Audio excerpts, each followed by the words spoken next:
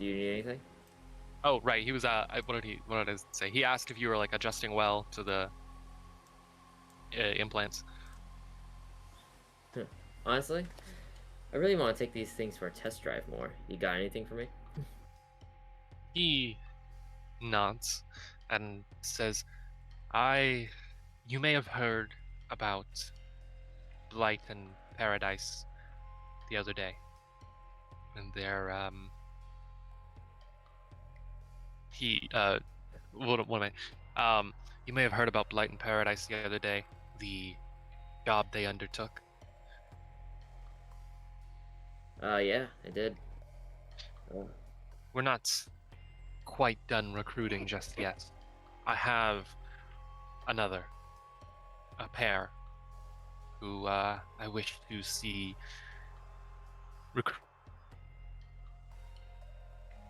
recruited to the team for their skills. He he stands and like gestures to you and says, "Do you want to come?" sure. What does the job entail? You'll will you'll meet them yourself. And he starts like walking over to his bike. Um, you can you drive? Do you Um, have any drive land vehicle skill? one sec. My stat is like 8. Yeah. Um, interesting. Yeah. So you can theoretically drive, not terribly, even though you don't necessarily have any you know, formal training. But do you do you want to take or like borrow one of the Nomad's cars, or do you just want to like ride on the back of Congo's bike? Uh, I'll take a Nomad car, yeah. Okay. Like Ian's minivan, like in the first like earlier. No. Actually, I'll take a motorcycle. Is there any motorcycles around here? There's a shitload of motorcycles, yeah. All right, Um, I'll take one. Yeah. If you just put up like $20 for gas, I'll take off 20. basically. That's the favor that the nomad who owns it. All Yeah. right, cool. Can't say Um, I've been back in One Piece though. he you better. Um, you you follow Congo out of the camp and drive off into the city. I don't think you have a radio like communicator or anything, so there's not really a lot of communication. You're pretty much just following his bike. Um, the bike that you have is like a lot more rugged, practical, pretty much like built for the harsh like desert environment. With a little bit of like nomad style, like like some decals, um, some stickers, things like that. Um, Congo's bike, on the other hand, is very much like a sleek street motorcycle. It can handle the desert, but um, Yeah. it's like very like polished and like fast, more so built for that sort of thing. Um, and you follow Congo uh, down into the city.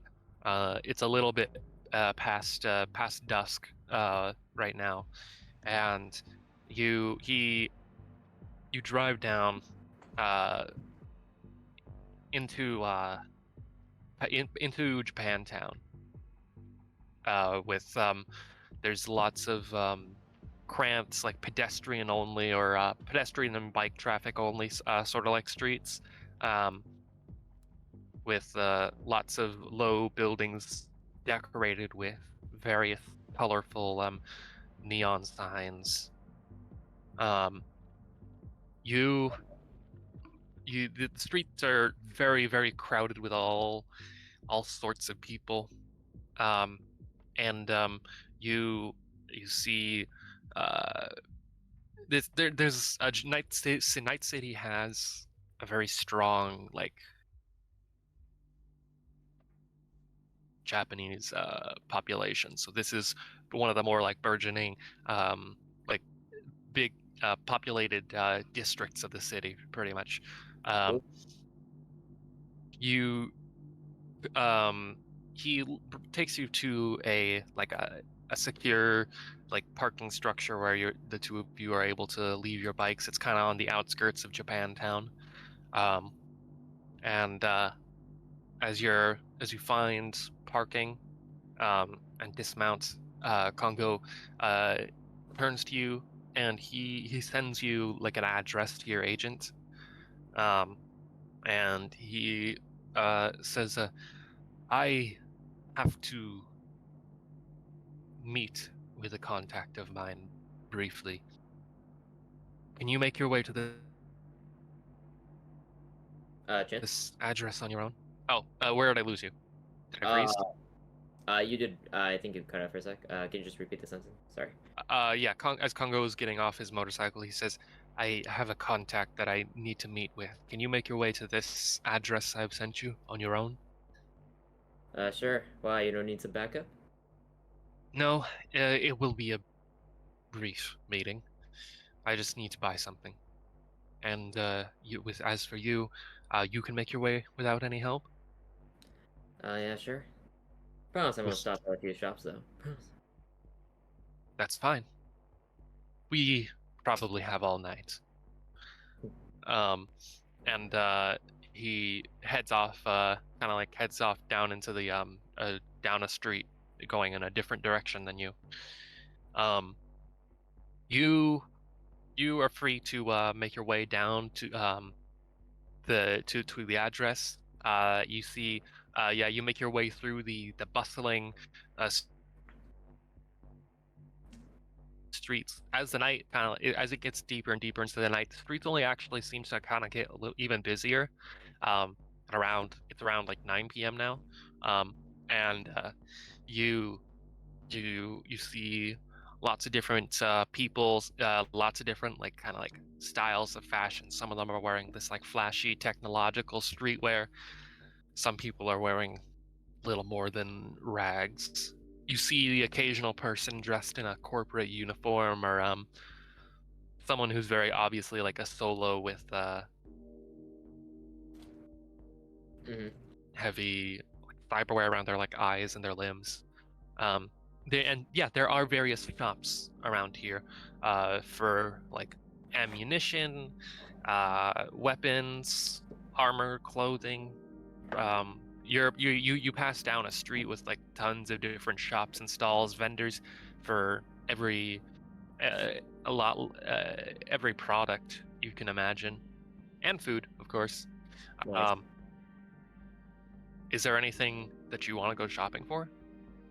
Yeah, actually, now that I mentioned motorcycles, you know what I actually really want now? Uh, Uh, okay. I want the red Akira bike. mm, that that is a bit of a different ask. Vehicles, so scarcity has pretty much gripped the market thanks to the war, right? Yeah. Yeah. Um, global shipping is basically like global shipping is quite literally dead in the water. Oh, yeah. Um, and getting new things, even getting regular products that are like somewhat expensive, uh, it's very rare. So you don't see any like vehicles for sale. You don't see any vehicles, period. This is most people get around by foot these days. But you do have that goal in your mind, Mm. and you suspect that if you're gonna find a bike like that anywhere, it'll probably be here. Um, Okay. Alright, okay, so... is there anything else that you're keeping an eye for? Um, actually, downtime. If you go to the downtime channel, you can see the night market, and there's a good degree of different items there. Oh, okay, yeah, yeah, okay, here we go.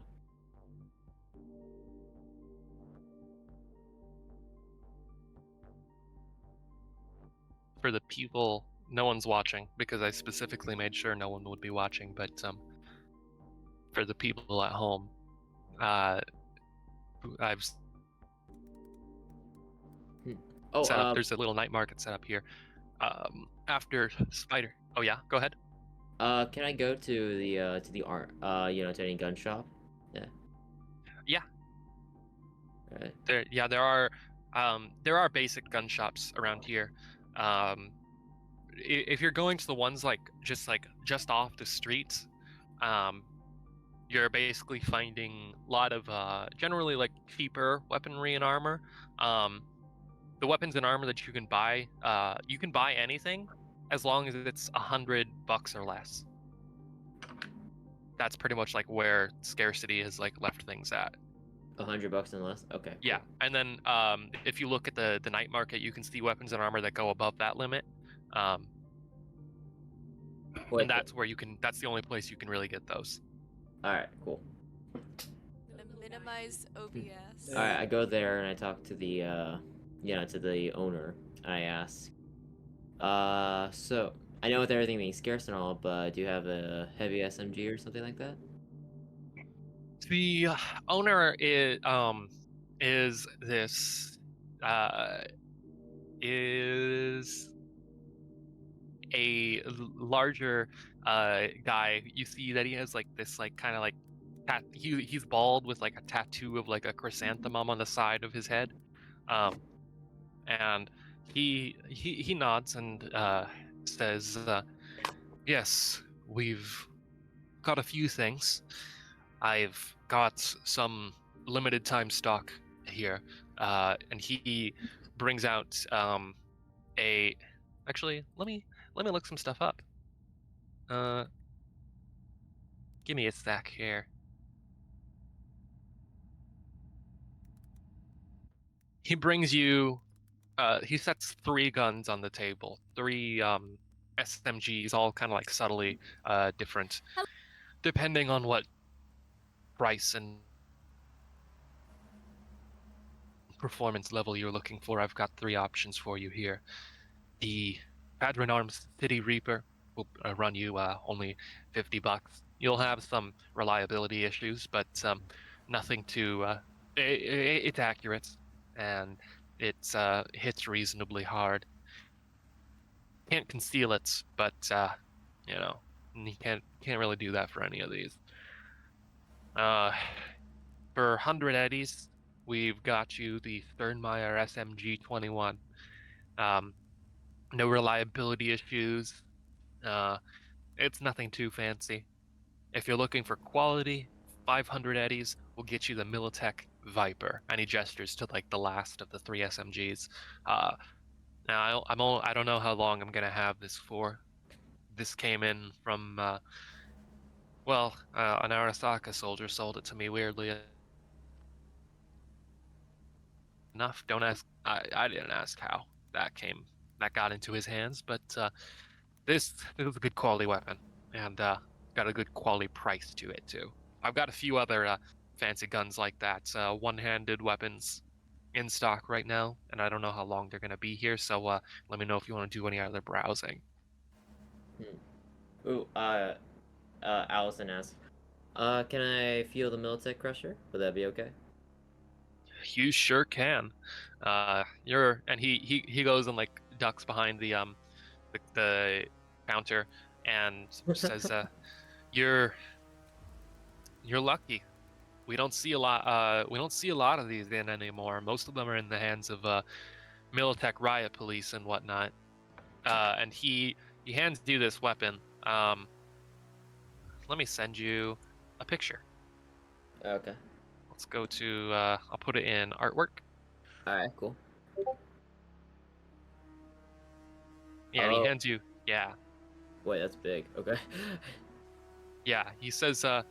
And this is like a one-handed weapon. Hang on, I'll get you a picture of it in somebody's hand actually. Okay. Just so you have a better size reference. And he says, obviously you're not going to be able to conceal something like this, but I don't think people really want you to. Well, he thinks for a second. You could probably conceal this in like a cyber arm or something, and Mhm. that could make for a fun time. I've seen crushers modified to just be inbuilt within someone's arm and fired that way rather than ever needing a trigger. But yeah, this baby, it's got pretty good performance. If you want to hit a bunch of people in a cone in front of you, uh, this performs excellently in that purpose. And, well, there is something also to be said just for the sheer style of it all. Don't you think? Pretty gun. Yeah, it is. Loving how it feels. Okay. 500, you say, right? Yep. Alright. Oh yeah, just a quick question. Will Militech, cop try to shoot me right away if I having this in my hand? Nah. Second Amendment says that you can have as many of these as you want. Only thing holding you back is scarcity. I see. Alright, I'll take one of these, please. Alright, that'll be 500 Alright. bucks. And you'll be wanting ammo to go with that, I assume. Oh yeah, how much is the ammo? What, 10 eddies or a box of 10 shell? I'll take the box then. Just one? Yeah. Alright. And he'll give you a box of 10 shotgun shells to go with the Militech Crusher. So subtract 510 eddies from your inventory and add a. Mhm. Oh, you're on your computer, huh? Oh no, I'm doing paper. Oh, okay. If you're doing it on paper, then you're good. Then yeah, add that Militech Crusher and 10 shotgun shells to your inventory. Mm-hmm. Let me know when you have that done. Okay. Alright. I have 610. Cool. And he says, that gonna be all? Oh yes, thank you. Alrighty. You have a good day. You have fun with that now. Thank you. You step out back into the off into the street. You've got there is there's probably like rent and stuff to worry about, but that's fine. You can make more money. And now you have a dope ass shotgun. Is there anything else that you want to go shopping for? No, I think that'll be it. Alright. Okay. I'll make my way to the location now. Yes. Great. As you're walking, you continue a good ways down the street, and you see as you start to kind of exit that market street, it gets a little less crowded. You see a couple of people, kind of dusty looking, wearing leather jackets and jeans. They kind of look like nomads, but not really any that you would recognize. And they, or sorry, not nomads. They look like us soldiers. You see, they've got kind of tight, drab t-shirts, and then just this kind of and they're very clean shaven. They kind of look just kind of dude bro-ish. And they start to making their way over to you, and they one of them one of them says, "Hey girl, what's up?" And who are you? Me. No, no.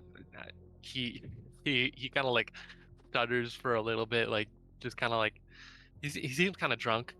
And he says, "You know what? Yeah, what about you? Are you a nomad? You got that And kind of dusty look." alright, Kendall. Who's asking? Maybe you go first. The two of them exchange glances, and he says, we're see. Here's the thing. We're Militech, and Military. you bunch of your we don't like. We've been seeing a lot of your kind around in this, outside the city, messing with our stuff, trying to Oh, I see. talk at us, and now you're in the city too. What's up with that? I'm What you sorry. doing? I really didn't know it was illegal for me just to walk in and like, and take in the sights. I'm sorry. Is that illegal? Is it illegal? He frowns and says, "No, but fucking should be." What you got, huh? What chrome you got? You got anything interesting under those? And he kind of gestures to your outfit.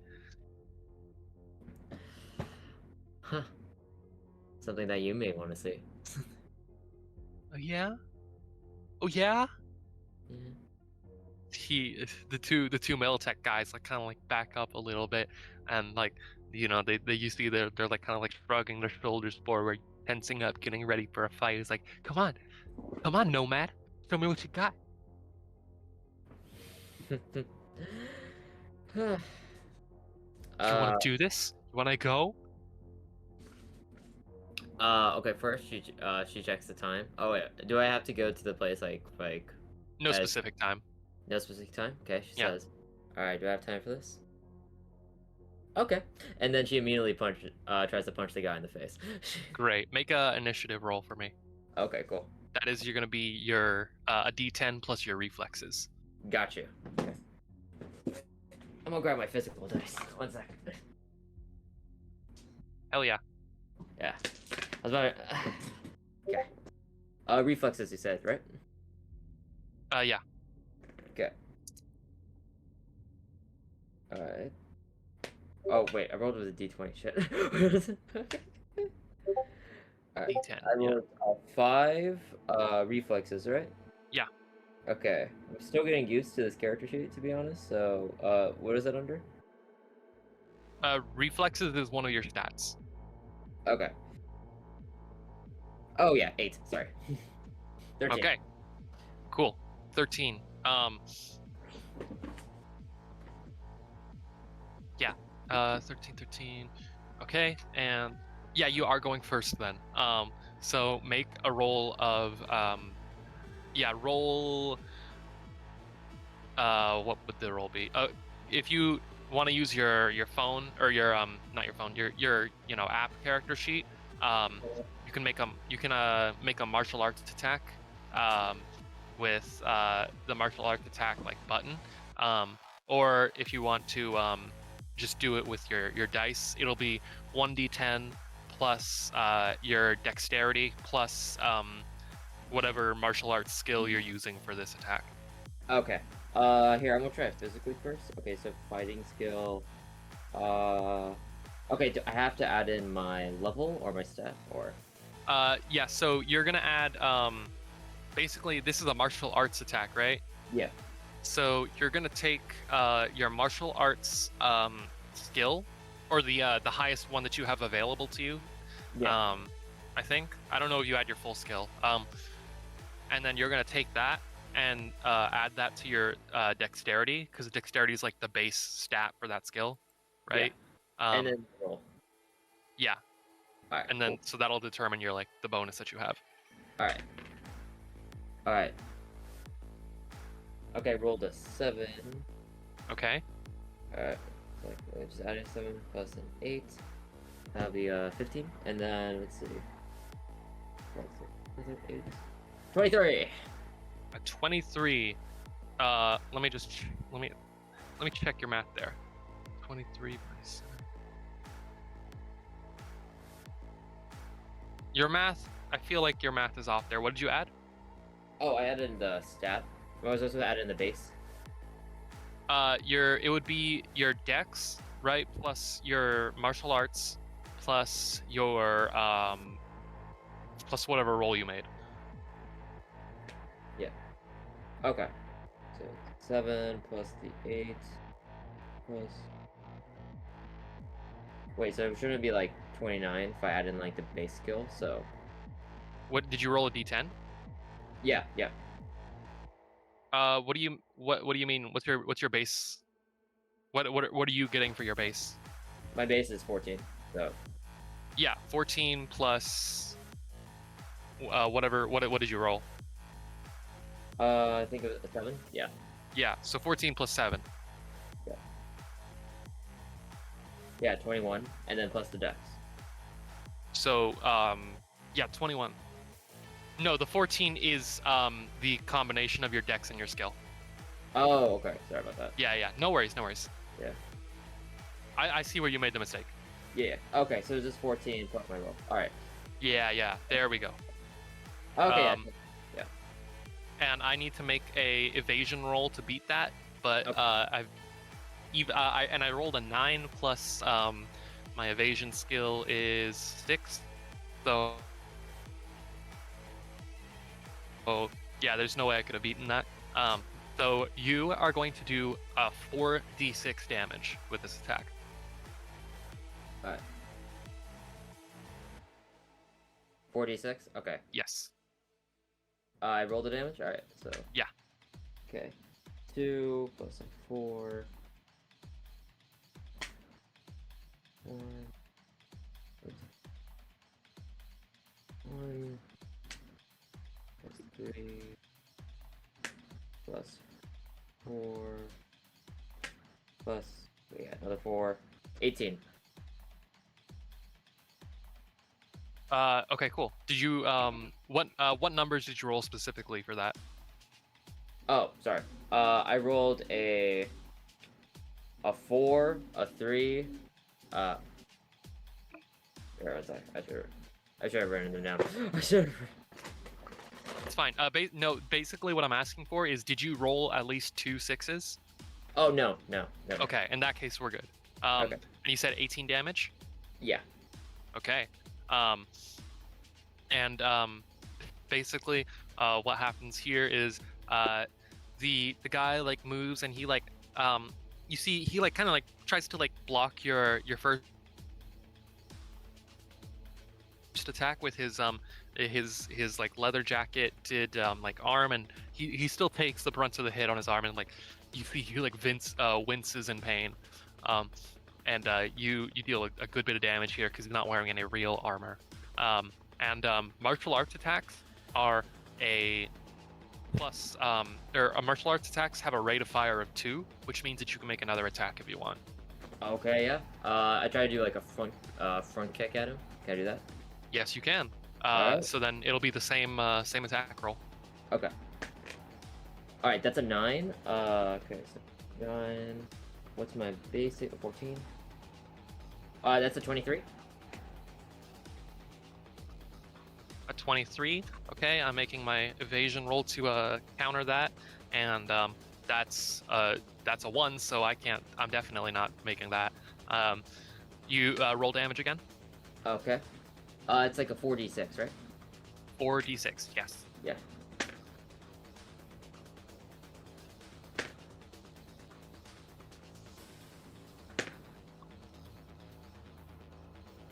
Four.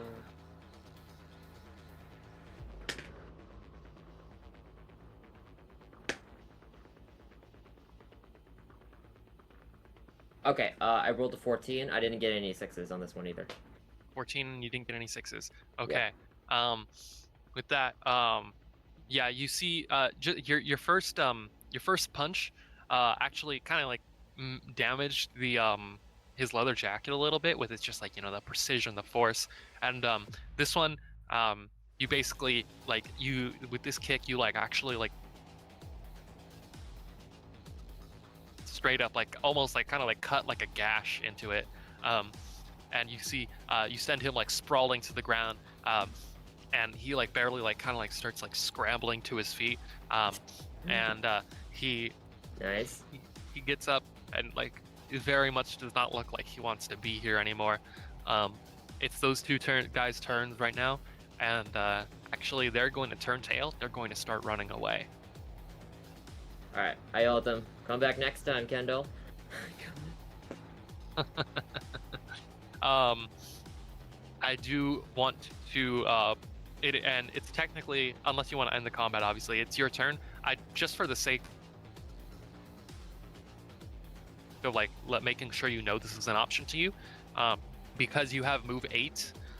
If you move during this turn, you can sacrifice, instead of making 2 attacks with your martial attack action, you can choose to make a flying kick, which will make you move. That'll extend your like movement even further. And you could probably catch these guys and like kick them in the back if you wanted to, but you don't have to. I'm just making sure Yeah. that you know you can.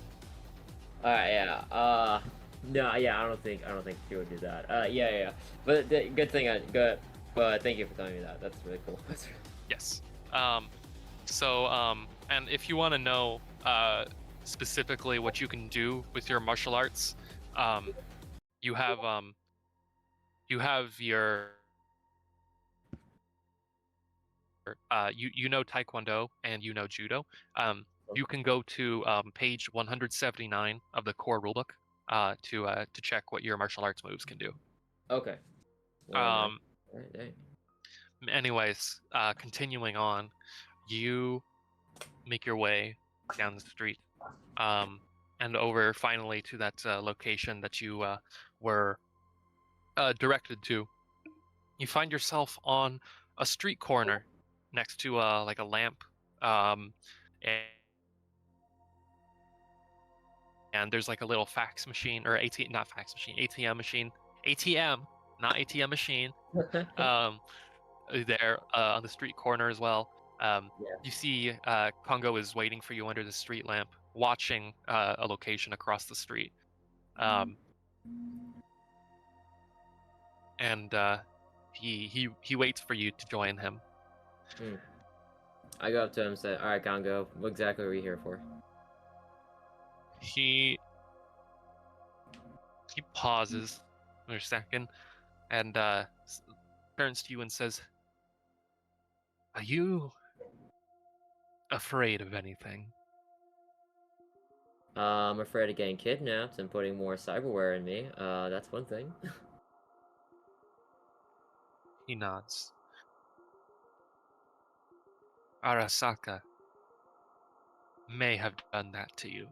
You know, you remember this, right?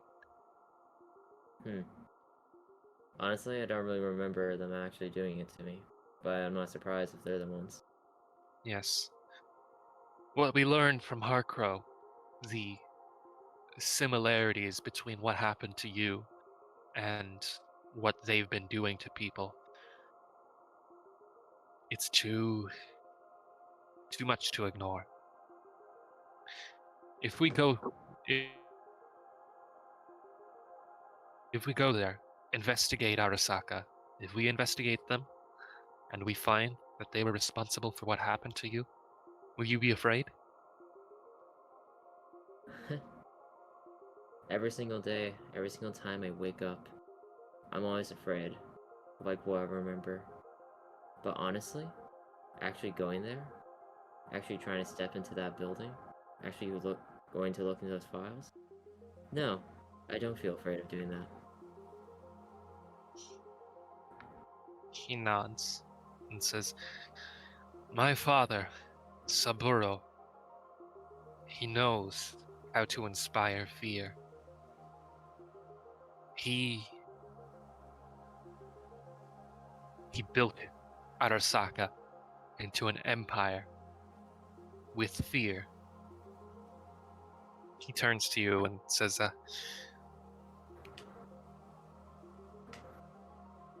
once he told me that people are a flag blowing in the wind, and that wind is fear. And then he blew in my face. I once was afraid of him. Not anymore. Now I fight him. I'm not afraid. You're not afraid.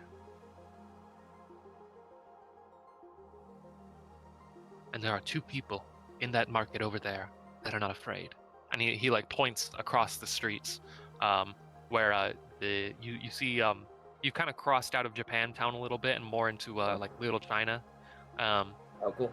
and you see there is this like you're standing on the corner of like a roundabout, or like a street corner next to a roundabout that circles this big like kind of circular building with several where you see there's a big crowd like gathered around it with like lots of cars, and you can hear like music playing, a lot of like hard like punk rock music in there, and he says Arasaka wants to build a barracks on top of the Kabuki markets. They want to evict all the people in there now and claim it for themselves. There are people protesting. Second, third generation Japanese American. No love for the Arasaka Corporation. As I should. Yes. Edge runners, solos, techs, net runners, all kinds of people are there. Racing cars, partying, brawling. Many of them are just protesting because it's fun, but there are 2 in there that I know are true believers, not afraid of Arasaka by any means. I want to find them, recruit them. Their names are Akira Aikawa and her brother Michiro. Mhm. Let's go find them. And All right. he starts making his way down into the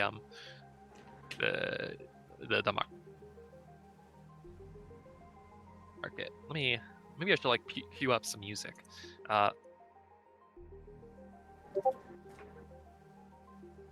Here we go.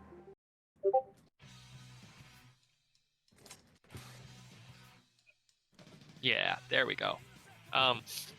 You make your way into the market. And you see a lot of people from like the like counterculture like crowd, like a lot of punks, a lot of gangsters, a lot of people just like partying, and like there are a few like punk rock like bands out that are like blasting music really loudly. Basically, this whole market is being like occupied by this like massive like party, and no work is getting done here by the Arasaka Corporation or anything. Yeah. And Pongo like sort of leads you through these crowds and this party. Like he seems very comfortable, very at home in this like sort of crowd. What about you? How are you like feeling? Hmm. A lot of people. Feeling a bit introverted, with there's so many people like around. But like this isn't something that like I haven't been in before, so so kind of comfortable, but like kind of like I could do without it. Yeah, that makes sense. He leads you like kind of like away from the crowds, like down a sidewalk and like into a little alcove, like some stairs. Leads you up to the second floor of like this. Hang on, let me get a picture actually. Kabuki Market. Because I can probably find a picture.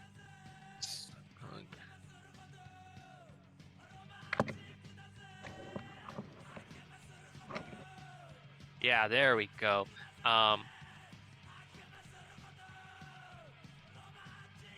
Looks a little bit like, I'll put it in OOC, I guess. Wow, this is a high quality picture. 14 megabytes. What'd you put in? It's in OOC. Yeah. So it basically looks like this. Yeah. Sick. Okay. And he leads you up here to this like this bridge, and like that second floor, and like where you and like standing on this bridge, like kind of like overlooking the crowds at the whole like party down below. You see two people. One of them is a man with like he's got like this like kind of like sleeveless leather jackets, and like got this like metal kind of like mohawk sort of built into his head. Um, and you see he's got like these like glowing tattoos on both of his arms, and you see that one of those arms like past the or like the forearm and the hand is like all like metal, and yeah, that you see that. And then the other person though, the other person right beside him, you recognize her. She is wearing this like wine red samurai armor, with like this black like sort of undersuit, and like she's got like an oni mask, like with like the like the teeth and everything, and like a black hood. You recognize this woman. This is Joragumo, your rival, your nemesis. Yeah. Oh, my head. I'm like, oh, this bitch. Kongo like looks at you. You recognize her? Yeah. Counted her many times before. Kind of have like a rival, a quote unquote rivalry going on. You fill A a job. rivalry. Yeah, you fill a job for me in the past. Ah, I see. Is this going to be a problem? No, not at all. Hmm, As long as she doesn't make it a problem, that is. I see. Well, do your best, please, to keep things civil. Joragumo and Inugami are very capable. I've worked with them in the past. I would like to be able to continue working with them. Don't worry about me. He leads the two of you to up to or he leads you to the Joragumo and her brother Inugami. And as you approach, they turn and look at you. Inugami, the guy with like the chrome, all the cyberware, he like looks at you, and he like looks kind of like curious, but not like hostile or anything. He says, "Oh, you have a Sigma frame, don't you?" Yeah, I do. Just got in. Pretty new actually. Yeah. You've got that look about you. Look, hey, keep your back. Try to keep your back back straight. You got to put a lot of effort into it for the first few days, because if you don't, you're gonna end up like with this like sort of hunched over posture that people who don't know what to do with their linear frames, they kind of develop that like sort of hunch. You gotta put a lot of effort. Keep your back really straight, like bend it back a little bit, yeah. Yeah. Keep that in mind.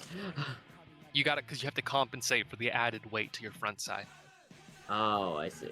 Okay, yeah, I appreciate the advice. It's Yeah, honestly, of course. honestly pretty weird having this on sometimes. Oh, it's definitely an adjustment period. I've worked with a lot. I've been worked with a lot of people who are getting those installed, and I see it a lot. I'm not a med techie, but I know a thing or two about how to. And then he like kind of stops a bit as Joragumo like kind of like brushes him aside and like looks down at you, and says, "Do you have business with us?" Need you see, like, you can't really see her eyes because she wears like these like opaque black visor, but you see like she kind of like looks you up and down and says, "I suppose that you need something more fashionable to wear." Uh, that no, I say what I'm wearing is pretty good. Don't you think? Depends on where you're going, I suppose. You might fit in with a nomad camp, but you're never going to get into any of these serious clubs looking like that. All right, maybe I'll take your advice on that. And then she tilts her head and says, "Wait a moment. I recognize you." Oh, finally! Yeah, I don't want to be the one to start this awkward remembrance thing. And I recognize you too, Congo. Are you here with him, or is he here with you? We're here with each other. Hmm. So, she turns to Congo and says, "What are you doing with this so-called solo? With too much cyberware and not enough sense?" Congo kind of like steps up and starts explaining. "We have a job, a raid on an Arasaka facility.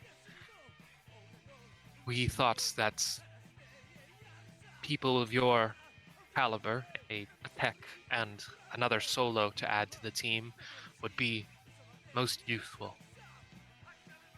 And Shoragumo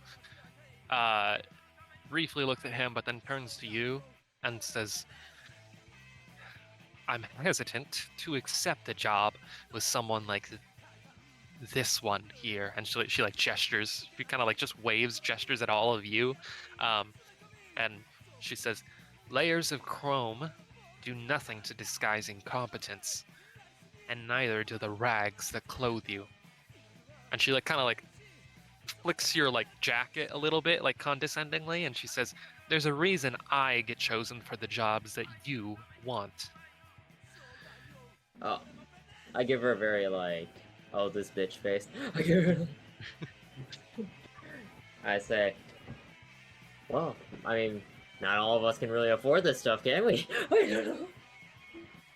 She shakes her head and says, "Maybe you'd be able to if you actually if you didn't make a mess of all your jobs." Well, maybe you have to get messy during a job after all. After all, shit always hits the fan. And remember the job you stole from me? I didn't even get. When you stole that job, you messed it up completely, and then I had to be brought in for it. Not quite how I remember it.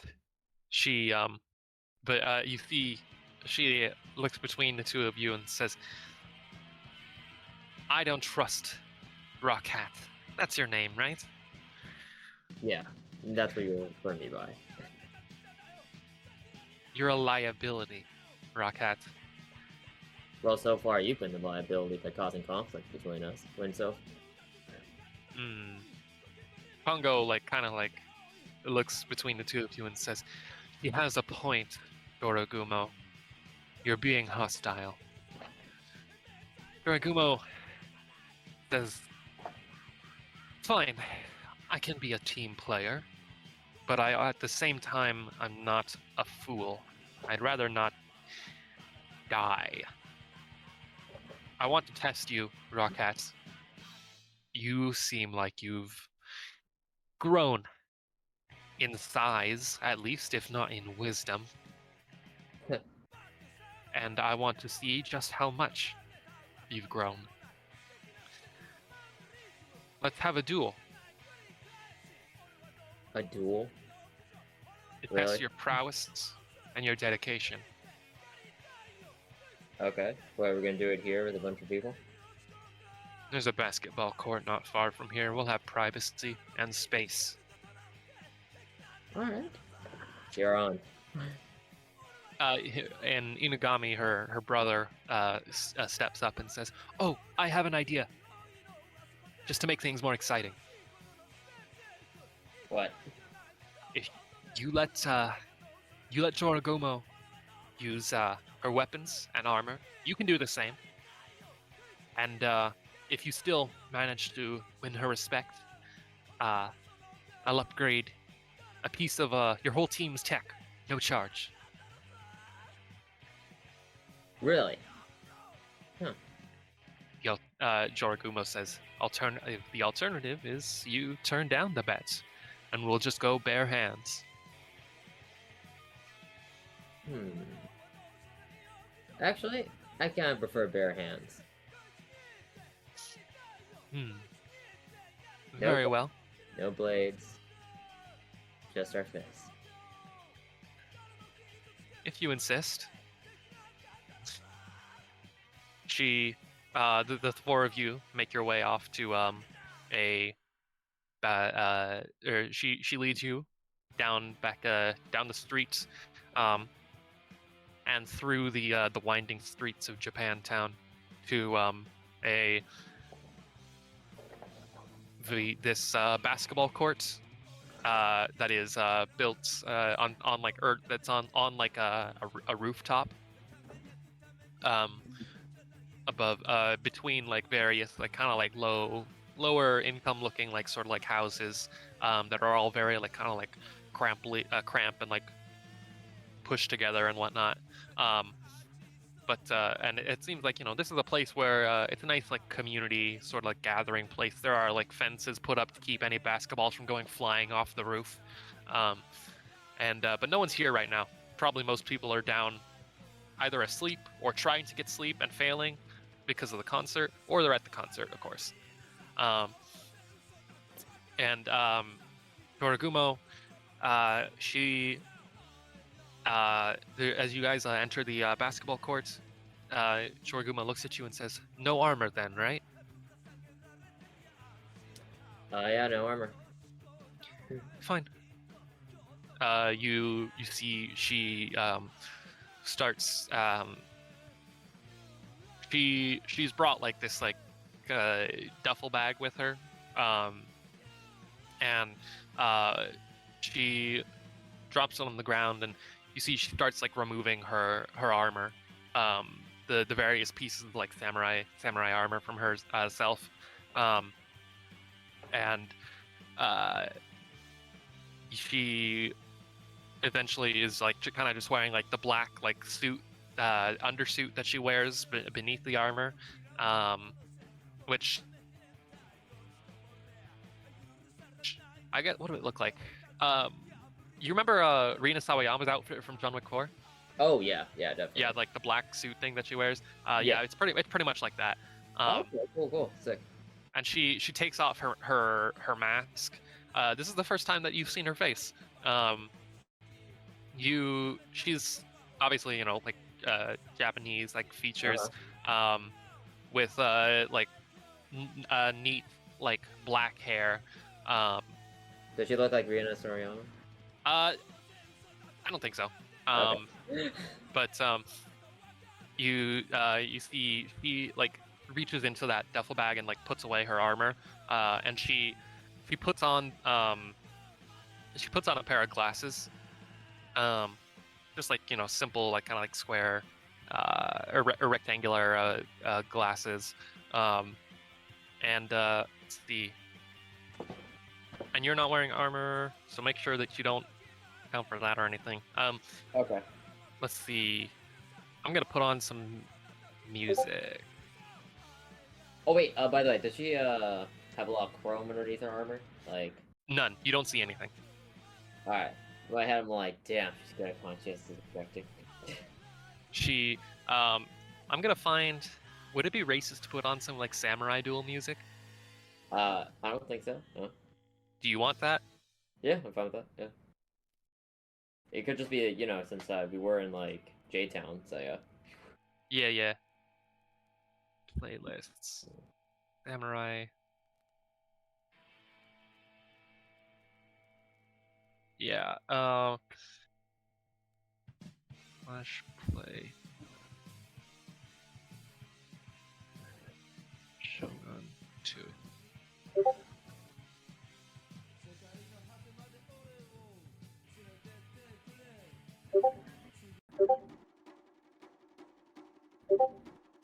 There, that'll probably do it. She looks at you, and says, "Ready to begin?" Yes. Ready when you are. She, she simply nods. Doesn't really even take this like combat ready stance. You see that she just kind of like kicks off her shoes, like her heels. She wears heels with the suit because she's just that kind of bitch. And but she simply just waits.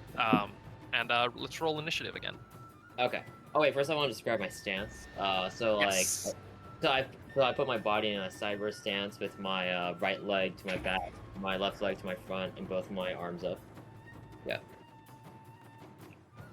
Yeah, it classic, like, just like a Taekwondo stance. Yeah. Mm-hmm. Yeah. Okay. Where's the initiative? That's reflex, right? Yes. Okay, I rolled a 1 with an 8. 9. A 9. Okay. Um. Yeah. She is going to go first, but you see that Dorogumo, she simply stands there, waits for your attack, and she like kind of like, she does the thing where like you put up a couple fingers like beckon the other person closer. Mm-hmm. She just gives you a smile and waits for your move. So go ahead and make or go ahead and it's your turn. All right. In my head, I'm like, oh, this is pretentious. I'm like, oh. All right. I roll. I drop my dice. All right. All right. I'm just gonna do like a step back side kick. Yeah. Okay. Yeah. Make Okay, make an attack roll. Okay. Step front side kick. Yeah. Okay. That'll be a 6 plus just my martial arts, right? 14. So that's a 20. A what? 20. 20. Okay. She is going to try to dodge that. And let's make a roll here. She got a 22. So she quickly like doesn't raise her hands up or anything, just like very casually like sidesteps the kick. And you just barely misses. You can make another attack roll if you want.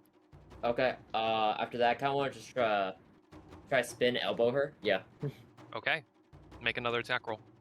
Okay. That'll be 7. Okay. 21. 21. Okay. Shit. Okay. So, many things happen at once. First, I rolled a 22. And once again, she just like takes a quick step back. But this time, she also, as you like move and like bring the elbow in, she like takes your arm and grabs you. And she is going to use the judo counter throw. And she just like picks you up and throws you to the ground.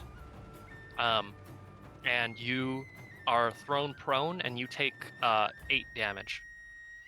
Alright. Or wait, is it 8? It's 8, right? No, 6. 6? Oh, thank you. Even better. Alright. And she held her action. So she is going to what is she gonna do? She is gonna make a couple of attacks on you. Make 2 evasion rolls for me at a -2. -2, you say? Okay. Yeah. Alright. Alright, I rolled a 7, okay. 14. 14. Plus the 14, I mean. So 7 plus 14, that'll be 21. Yeah. -2, right? So that'll be 19. Yeah. Yeah, so 19 is my final. Okay. And then what's the other one? Oh, I have to make another evasion? Okay. Yeah, 2. Make 2 of them. Okay, that's a 20, so minus 2. That's 18. So An what's an 18, 19? a What's 19 and 18? Yeah. Okay. Bum. 18. Okay. So, as you land, as she throws you to the ground, you see she quickly tries to like follow it up with like a couple of like she brings her like leg down, makes a couple of kicks, and you just like narrowly manage to block one and then like dodge the other one. It's really close, but yeah, you don't take any more damage there. Oh. And it is your turn now. You are prone, and I don't know what being prone actually does. But you are prone right now. If you want to try to like recover, Uh-huh. you can do that by rolling martial arts, just your martial arts skill. Okay. I got a 0. What happens when I do that? A 0? Oh, wait. It's 10, Oh, right? that's a 10. It's a 10. Okay. So, make when you roll a 10, that means you get to roll another d10 and then add that to your result as well. Oh, shit. Okay. Okay, I rolled a 2 on that one. Okay, so that's a 12 plus a 14. 26. Okay. Yeah. Okay. Yeah. So instead of having normally you would have to spend a whole action to get up. But here, you just do it. You do the thing. You quickly hop to your feet, and you have your full move action and your attack actions if you want to make those. Okay. Alright, attack action? Okay, cool. Yeah. Alright. Alright, I will... Okay, 5 plus... where's the 14? Okay, 5 plus 14. So that's 19. 19 to hit. Yeah. Okay. That is okay. That's I gonna tried be a to- hit. Alright, I do a free Yeah. kick. Okay. And make a roll 46. 46. Go.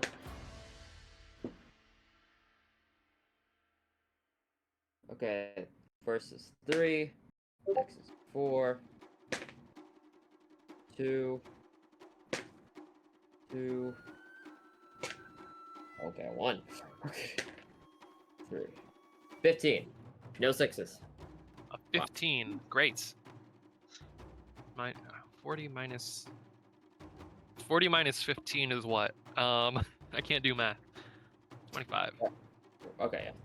Okay. Yeah, you land a very solid kick. And you have another attack if you want to make it. Okay, after that, I'm going to, do a backside kick. What? Great. Don't Okay. expect me to give good descriptions like this for my thing. I only know kick. And I know punch. Nah, that's okay. Okay, well, roll a 10. Ooh, a 10. Okay. Yeah, there's no way I'm beating that. So normally you roll another 10 and add that. I'm not even going to make you do it because you definitely hit. Roll damage. Okay, that's gonna be a 24. 24. Yeah. Alright, yeah, roll the damage. Or, Okay. yeah, 46, I mean. Yeah. Okay. Oh my god, dropped it. Okay, a 1, geez.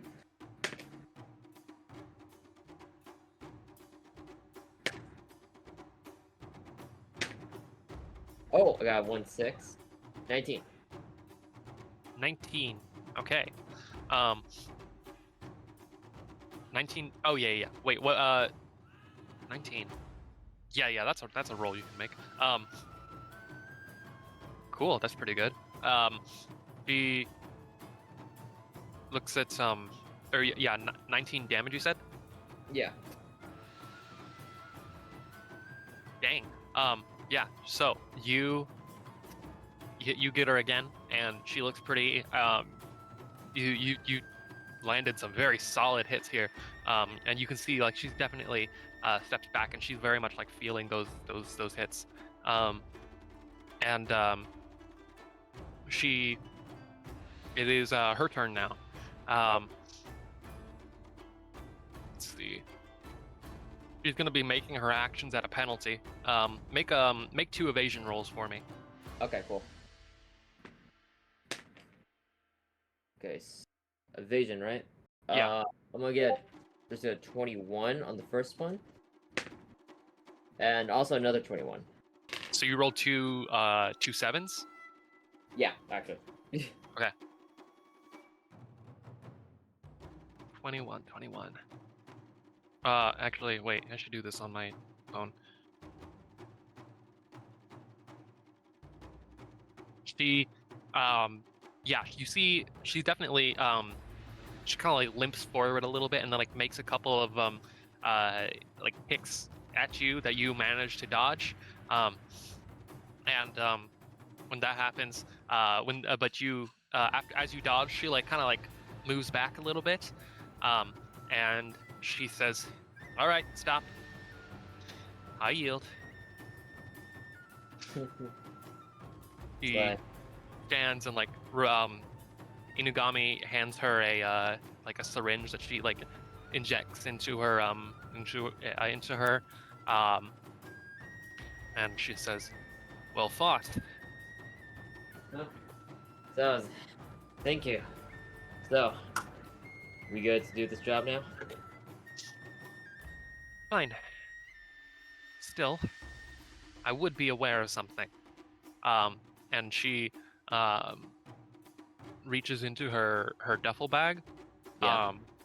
and she brings out you see her pull out a gun, and she like fires it at you, and then you see you hear the bullets like crack against the concrete beneath your feet. I like jump back a little from that. It's like there's like instinctual. Like what the hell? What the hell? Be aware of that. We street samurai are skilled with the blade and the fist, and as such, we depend heavily upon our movement. If you fail to keep that in mind, someone's going to do that to you, and they won't miss. That is going to leave you in a very undesirable position. Let me pause the music real quick. She says, "You fight well, but fighting well isn't always going to save you. Sometimes you need a tactical brain on top of just a quick hand and a strong kick."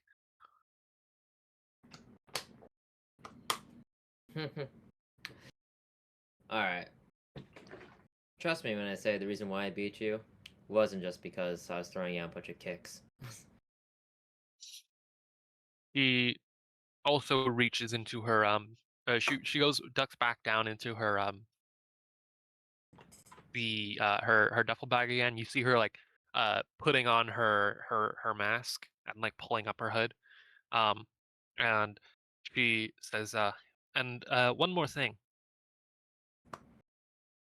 What? Following up on that lesson I just gave you. And she reaches out, or she like stands up and like walks towards you, and then as she does, you see that she has a grenade in her hand. Make a resist torture / drugs check. Wait, seriously? Wait. Yeah. Wait, that's literally what the check's called? Yes. Okay, wait, where's that under? Resist torture / drugs is under willpower. Okay. Okay, willpower, where is it? I'm looking at your sheet right now. It looks like you would just be making a straight roll here of willpower. Okay, cool. Okay, where's the detail? Here we are. 9 plus, 6. Just barely not enough. Oh. You hear this flashbang just fucking goes off in her hand, and you are suddenly like just like blinded, and your ears are left ringing. Um, Ah. you you have to like kind of like struggle to like maintain your balance, and it takes like several seconds for like your vision to be anything other than pure white, and even then it's still like very like kind of like fuzzy, kind of blurry. Um, and as you like slightly start to regain your vision, you see Jorogumo has disappeared. She is gone, and so is her duffel bag. Like, shit. Like, And uh, Inugami is also out of here. like, is Congo around me? Pongo is here, and he's like coming like up to you, like you're not sure if he's saying anything, but like he's like kind of like gesturing to you with that like sort of like, are you all right? And he's like kind of like checking, like see if you're okay. Yeah. Oh my god. She had to pull out a flashbang to demonstrate her point. She had to pull. You if you try to move any more than 4 meters, hang on, there's a thing for it. Damaged. You basically have a damaged like inner ear um, right now. And whenever you move more than 4 meters or yards on foot in a turn, you can't take a move action on your next turn. So basically, you're like really like slowed down right now while your ears are still ringing and you're like struggling to keep your balance. Oh god, that bitch. What? Do we have to go back? So, hey, I think one of my ears is damaged. I think. Yeah, and Congo nods and just like kind of like gestures for you to like take a seat. Yeah. Okay. Yeah. Yeah. Allison just sits down. And he sits with you, waiting for your vision and your hearing to return to normal. It takes like a full minute. Eventually, yeah, you can hear the sounds of like the world around you once more. Uh. Oh god. All right. Once I get back to camp, I guess I could just ask Blight for an overview. I had to deal with her. You'll probably be fine. True. All right. So what? Is she out of the job? Does she just do this just to screw with me? She Congo like kind of like looks at his phone and says, "No, she's given us an address for this is her safe house." Are you serious? Yes, it appears that she's in. Oh, all right. Let's just get the move on. Yes. Anything else you need to take care of here in the city, or should we head back to camp? uh, how much do you think a flashbang will cost, by the way? He thinks about it for a second and says, "I haven't been into a gun store recently. I think it would be about 100." 100? Yes. Why, you looking for revenge? Hmm. I think it would be better if other people were involved in it. Fair enough. Just remind He, me to pick up a flashbang soon. Just remind me. yes. He stands up, and leads you back to the garage and with the bikes and stuff. Um, you get a text from Zoragumo, and it says, "If you ever need to train or to get some better looking clothes, stop by and we can help you." Mhm. Hmm. I smiled at that. I was like, all right, that's pretty nice. And yeah, you head back to back to camp with Kongo. Mhm. Or just going back to camp? Unless there's anything else you wanted to do. Oh no, no, that's good. All right. Okay. Yeah. You head back to camp. Um, and you get checked over by Blight, just to make sure that you don't have any lasting injuries. Um, and it seems like you're fine. Yeah. Um, it was just flashbangs, temporary damage. Um, kind of pretty annoying, but nothing permanent. Um, and yeah, you have the rest of the week to do whatever you want. You could do like some kind of like side you could do like side jobs to like try to make a little bit of money like like a side hustle. Um or you can go try to so you can do that if you want. If you do that, that'll take up the rest of your week in full. Mhm. Um or if you want, you could go back to Joragumo's safe house for to train or like go clothes shopping or or even to speak to like Inugami to get some like tech upgraded or anything like your weapons or whatever. But Yeah. it's not. I mean, you're martial arts, so it's not like you really have much in the need way of weapon upgrading that you need. Um, but yeah, anything that you want to do along those lines that intrigues you. Okay. What did Congo say earlier about about the Arasaka thing? I mean, if you want to speak to him, you can. Okay, yeah. Yeah, Uh, because he's been staying at camp for the last week. okay, sure. Yeah, I just talked to him. Yeah, I think you probably find him like doing maintenance on like his bike, which I should actually note. I think it would be the Akira bike. Not the same like Yeah. aesthetic. Like it's not like red with like the stickers on it or anything. Uh, It's like his is like kind of a different like shade of red with like these like black like dragon engravings on it. Um, but it's like the same model. okay, wait. I want to look up the. Okay. Okay. I'm gonna butcher this name. Like. Wait. Saburo or Is that the name of the bike? Okay, because I got something. the bike. The model itself. Yeah. That is the Yaiba Kusanagi CT3X. Okay, I'm just gonna say the last words. CT3X, right? Kongo looks at you and says, "Yes, this is the latest model of it." Wow. Whoa. I actually really want one of these. Dang, I didn't know you had one. Yes, their availability is very limited, but I have connections. Yeah, hook me up sometime. If you can get me a red one, that'll be sick. If you He smiles and says, "I'll see what I can do." All right, thanks. Oh, by the way, I wanted to talk to you about something that you said earlier about Arasaka. Hmm. Yes. So, your father's the head of the corporation, right? Yes. Saburo Arasaka. Yeah. How much power did you have when you were still with them? I try not to think on it. It was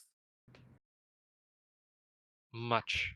There was The Arasaka family has much power, power that it often abuses. I, on the night of my 18th birthday, my father spoke to me. He told me the night that he decided to take over the Arasaka corporation from his father, he had had a a vision of Japan becoming the one and only global superpower, a vision of Japan with Arasaka at its helm, overtaking and destroying America, becoming an immortal empire of its own. I could not stand for such a thing, and I left that night. Wow. And I imagine that Saburo is still seeking that power. Hmm. Wow. Your dad has a lot of issues. Yes. Hmm. Well, I see. Hmm. Do you know? So I guess what I'm getting at is, do you know where they could have done, where they could have like kidnapped people and like, just put them in horrific machines to, and I pull up my hand, do this to me? Well, if our theories are correct, and Project Tengu is truly responsible for what happened to you, my suspicion is that you were a Night City resident. Arasaka's hold over this city is strong. They would have been able to pluck you off the streets without arousing too much suspicion. Well, yeah, I got that, but like, do you know like where exactly they could have taken me? Again, this is still what we're investigating, but I suppose we'll find out when we breach the Project Tengu Development Center. That's what we're assembling this team for. True. Yeah. Hmm. Yeah. All right. Just wanted a good overview. Is all. Did you have any thoughts on what we're doing? Uh. No, nothing new. You're not feeling any fear, apprehension? Hmm. Honestly, I don't really fear. I don't really have that much fear as much as I used to. When I wake up, yeah. When I wake up into this body, that's when I feel it the most. But when I go about my day, I don't feel it anymore. It's weird.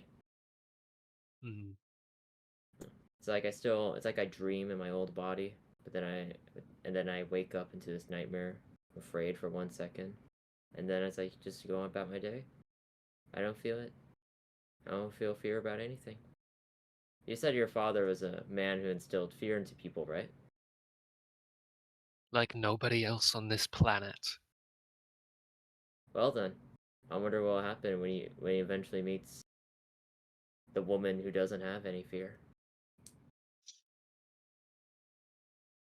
And then I walk out. Interesting. Okay. Do you do you want to do anything else this session? Like that we role play out? Like going to Joragumo for whatever, or speaking with anyone else in camp or what anything? Hmm. Oh yeah, is mommy okay? Wait, is Vera back? Is Vera is back, and she's relocate. She's been she organized the whole like relocation of the camp with everybody and all that. And yeah, she's back. Mommy Vera. all right, cool. I actually do want to like talk to her. Yeah, just meet her. Yeah. Okay. Yeah. Um. Yeah. You find her. She's sitting in the. She's like we're speaking with some other of the nomads in front of her her vehicle. It's this like big armored truck um with lots of like cool nomad decals and such on it. And they're like she's finishing up the conversation and they're like walking away as you approach. Hmm. Like, hey Vera, uh, just want to talk to you for a minute, and Hey just Allison, what's up? huh. I just want to say thanks for housing me and all. Yeah, it's no problem.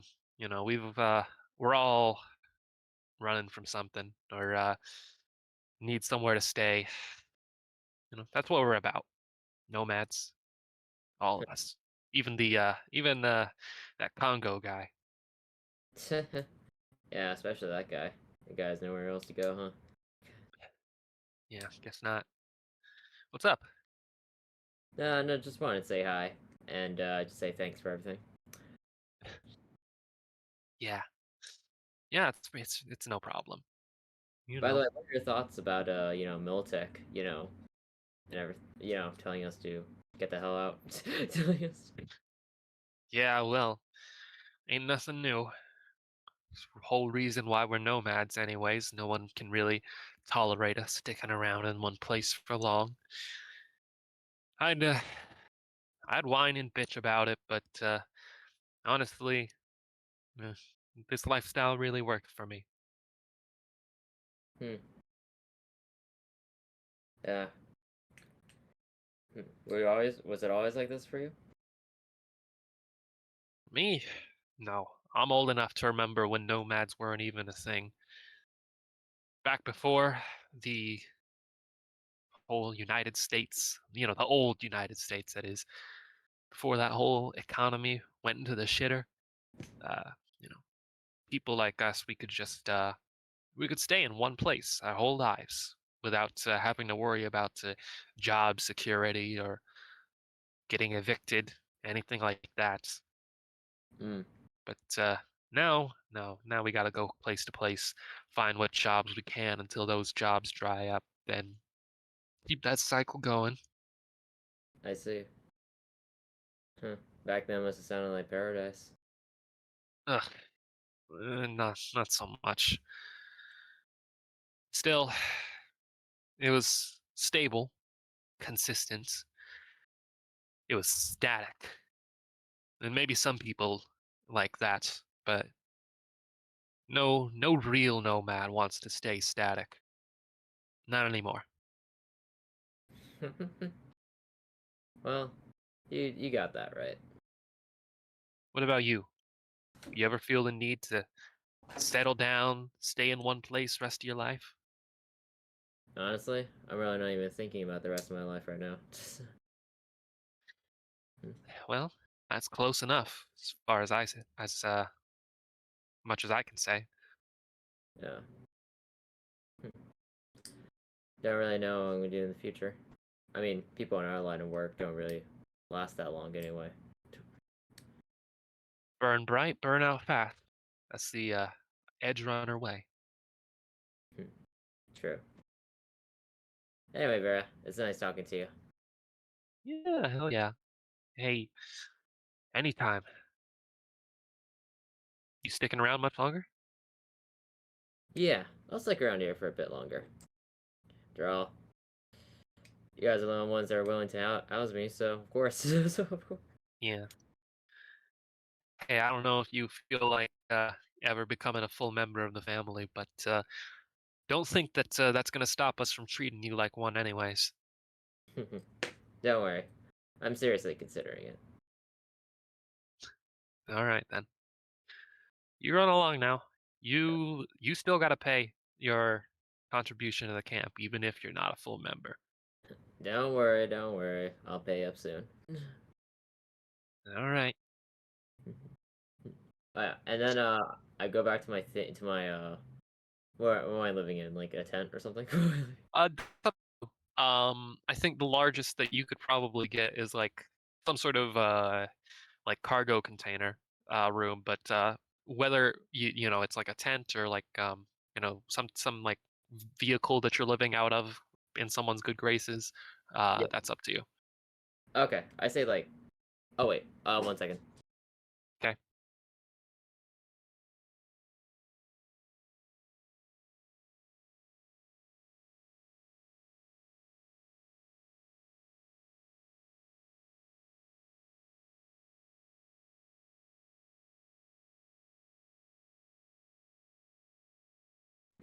Okay. Yeah. Sorry about that. Okay. Uh. Yeah. I guess like a cargo container, something like that. Cool. Yeah. Yeah. Yeah. Yeah. There's a few of these that have been like sort of like brought along with the camp. Um. Yeah. Do you share yours with anybody? Oh yeah. I could say I share it with George or something. Ah, okay, that Yeah. explains it. Yeah, so you're basically bunking with a permanent or like a full member of the family. Yeah. Yeah. Yeah. And then I go in and say, "All right, break out the drinks, George. We're we're drinking tonight." And then George is like, "Oh my god, not again." George is like, Great. Um, and is that how you spend the rest of your night? "Yeah." Great. Um, So yeah, like I mentioned, if you want to spend the rest of your week just like kind of doing side hustles off screen to earn some money, we can do that. Um, and that's not going to be like a thing that we role play out. That's basically just you rolling a die. Um, Okay. so actually, yeah, let's do that. Or well, I'm assuming that you want to do that right now. We Is can- there anything else that you want to do? No, not really. Yeah. Okay. We do that. Um, okay, yeah, roll a d6 for me. A D6. Okay. Yeah. That's 2. Oh wait, drop it. Oh yeah. Yeah. Okay, I rolled a 2. Do I have to add anything in? No, I just need to go find the right part of this book. Get around where you get stuff. Packing. Where is it?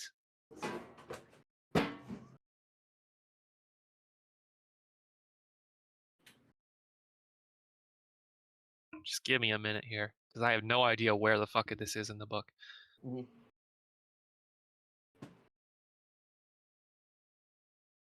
You roll a 2. Ah, yeah. You find some bodyguard work for like a high-end client, like some like corporate some corporate person, something like that. And you get the occasional side eye because like you don't wear anything particularly fancy, right? You just wear like Yeah. the jackets basically. Yeah. Um, Wait, yeah. yeah, you definitely get some side eye. And you get a total payout of $200. Oh, okay. Cool. It's Yeah, $200. All right. it's not the most glamorous, well-paying work, but it is easy. Yeah. And yeah, uh, if there's anything else that you want to do, you can. But otherwise, if you want to end the session, just let me know. Yeah. I say this is honestly a good place to leave it here. To be honest. Yeah. All right, Yeah. then we'll end the session with you doing a little bit of bodyguard work, just making that money and waiting for the next update in this investigation into Project Tengu. Mhm. All right. Cool. Yeah, good I good session. Yeah. No. Yeah. This is fun. I have a better grasp of the system now. Yeah. Yeah, yeah. That's exactly what I was going for. I was hoping that I could help you help educate you a bit. Yeah. And you're especially because you're pretty much now the team's dedicated damage DPS guy. Mhm. No. Yeah. I can't wait. For the next session. I'm free Wednesday, so we're good. So we're good. Awesome. Yeah. Yeah. Okay. Yeah. What do you think of the various NPCs that we've met here? I actually like them all. I actually really like my quote unquote rival. Actually, really. Mm-hmm. How do you yeah, Jorogumu. Yeah, Uh, yeah, she's fun. Bagumo. Yeah, Jorogumu. and her brother Inugami. Yeah, We finally had a scene with Mommy Vera. yeah. Oh yeah, I really wanted to see Mommy Vera. That's the reason why I was like, oh yeah, is Mommy Vera here? I was like, okay. Yeah, yeah. Yeah. Everyone, they were checking to see if she was back last session too. I think. Oh, oh, oh wait, this is the very first scene ever. Yeah, this is the first time that we've actually had Mommy Vera on screen, Oh, as it were. oh, okay, okay, cool. Um, and oh, we got a bit of development for Congo this session. Oh yeah, yeah, yeah. Congo's interesting. I do want to like talk. I want to talk to him a lot more. That stuff. Yeah. Yeah. What do you think of him? His Uh. whole rebel prince thing going on. Oh. I personally, one sec.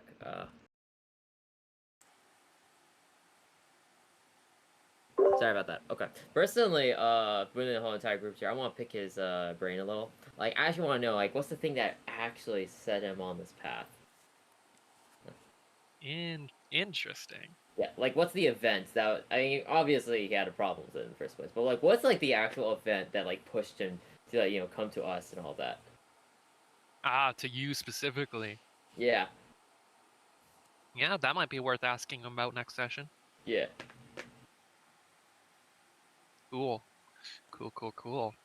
Sorry to Okay. interrupt, but to Rockcat, Blight did pick up some new neural links and stuff. So if you wanted to get the Kernzakov speedware installed or the smart rifles that Blight also picked up, that is available as well. Back to being mute. Alright, cool. Oh, okay. Yeah, we could totally roleplay that out next Oh game. yeah. That is some stuff that got picked up. Yeah. I mean, it doesn't have to be role played out if you don't want to. We can just like cover that right now. Um, I so think it's interesting, like, because I do want more like Blight and Allison. ah, Okay, that's the reason why. Yeah. absolutely, for sure. Yeah. Um, Are oh, we- and then in that case, also on top of that 200 that you made from your little side hustle, Yeah. I'll also say, you also got paid by Congo for helping out with this whole recruitment thing. You got paid a little bit less just because this was a much easier job than what Blight and Paradise had to go through. Yeah. But you got 800 eddies for it. Oh, 800. Okay. Yeah. Okay. Wow, I got more money than I had before. Let's go. I'm And that, moving up. yeah, and that's on top of the 200 from your side hustle. So that actually puts you on, yeah, even Yeah, ground in terms of payment. yeah, like 1,610. Yeah. hmm So yeah, now you got a little bit of money. Yeah. I'm getting a flashbang next session. Hey, and don't forget, rent. You gotta save budget a little bit for your food and rent for the month. I am going to hold you people to that. Wait, what's the rent? Like, what's the actual rent? Yes, that's a good question. Um, so for you got for cargo container, like rent or like uh like that like housing, that is going to be 1,000 eddies a month. 1,000 eddies. Oh, what? I was like, Yes. Here, I'll actually send you the costs of real estate. okay. And yeah, basically how we're flavoring this is basically like the cost of like like everybody's expected like contribute to the camp. Okay. Oh, so it's not like a Red Dead 2 thing where you can just ignore the camp, where you can. Yeah, you got to actually pay your fair share Okay. Oh, where'd you put it in? Resources or in downtime. down it? Okay. I actually should have put it in resources. Yeah, you're right. Oh, it's okay. Okay. Oh, okay. It's okay. Okay, so fresh food, 1,000. Oh, you gotta be kidding me. Good pre-pack. All right, generic pre-pack. Kibble. What? Yeah, so here's how I'm gonna do this rules wise. Basically, the the different lifestyles, they entail like how much food you get, but also like Yeah. and this is I'm not actually so they entail like like the type of food that you get, but it also like controls like what kind of like service uh services you can just like afford. Uh, like if you go like if you're living like a kibble lifestyle, for example, and you go to like some upscale bar, Yeah. I'm gonna make you pay like money for every drink. But Yeah. like if you're on like the fresh food lifestyle, for example, Yeah. and you go to that same bar, um, then I'm just gonna say like like the cost of the drinks is included in that monthly cost, for I. example. That makes sense. That makes sense. Okay. Yeah. Cool. And All then right. for real estate, the basically the better your honestly we're not going to get into it that much in this game. So we'll just stick to the cargo container pretty much. Yeah. I'm not gonna get a fancy apartment like David. I mean, is that really something that you want to go for? Not really. No. But like, yeah. Yeah. Oh, wait. Can I say like me and George are splitting rent actually? Hmm. Or is it really like 1,000 per person, like no matter what? I'm thinking about it.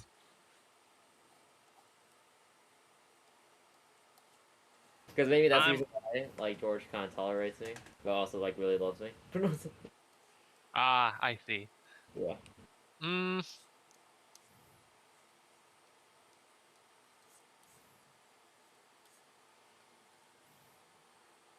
I think I'll get back to you on that.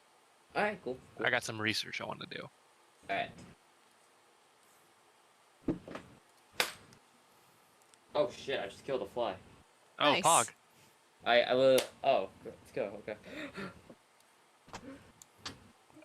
Let's see. Anything you want to add, Blight?